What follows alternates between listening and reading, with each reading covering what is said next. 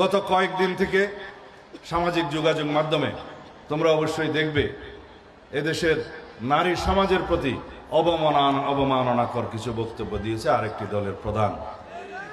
নারীদেরকে যারা অবমাননা করে, নারী নেতৃত্ব প্রতিষ্ঠিত হোক সেটা যারা চায় না, তাদের পক্ষে তো এই দেশের নারী সমাজ থাকতে পারে না।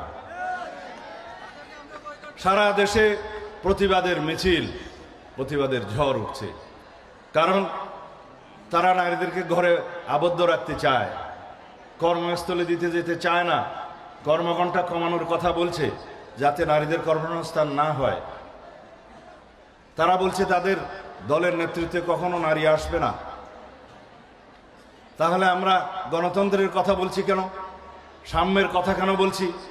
যে জন্য এই সাম্য বৈষম্যহীন গণতান্ত্রিক সুবিচারের রাষ্ট্র বিনির্মাণের জন্য মুক্তিযুদ্ধ সংগঠিত হয়েছিল, ছাত্র গণ অভ্যুত্থান হয়েছে, তাহলে কি তারা তার বিপরীতে দাঁড়িয়েছে?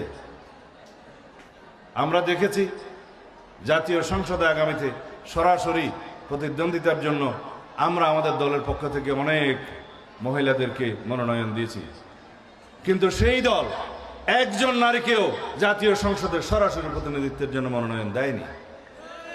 তাদের কর্মকাণ্ডে বোঝা যায় তারা এই দেশের নারী সমাজকে ঘরে আবদ্ধ রাখতে চায়। তারা তাদের অগ্রগতি চায় না, প্রগতি চায় না, তাদের সমৃদ্ধি চায় না, তাদের মর্যাদা দিতে চায় না।